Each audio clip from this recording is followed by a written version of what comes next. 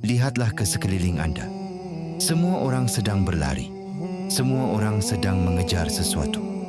Kita bangun seawal subuh, pulang saat malam telah gelap, hanya untuk mengejar angka yang kita panggil rezeki. Kita penat, kita lelah, tapi kita takut untuk berhenti. Kita takut tertinggal. Kita bimbang jika esok kita tidak punya apa-apa.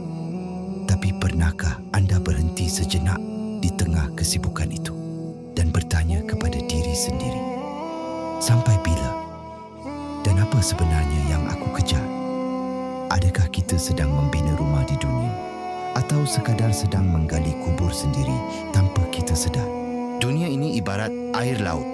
Semakin anda minum, semakin anda akan rasa dahaga. Kita sangka bila kita ada rumah besar, kita akan tenang. Kita sangka bila kita ada jawatan tinggi, kita akan dihormati.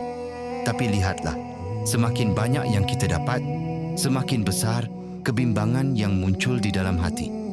Kita sibuk mencantikkan luaran, tapi membiarkan dalaman kita kosong dan kering.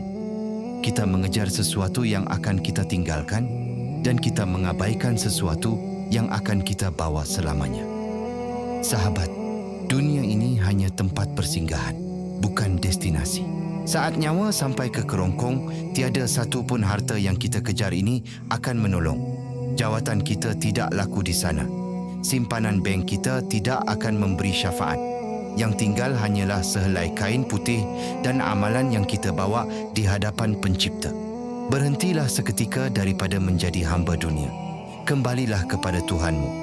Sujudlah dengan sepenuh hati.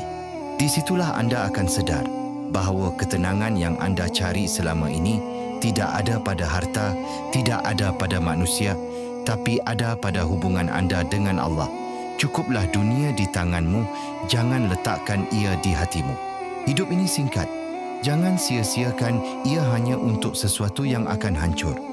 Kejarlah apa yang diredai Allah, maka dunia akan mengejarmu.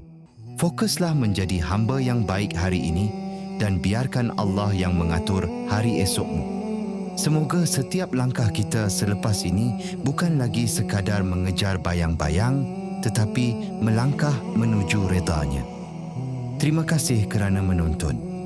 Jika video ini menyedarkan anda, kongsikanlah kepada orang yang anda sayangi. Wassalamualaikum.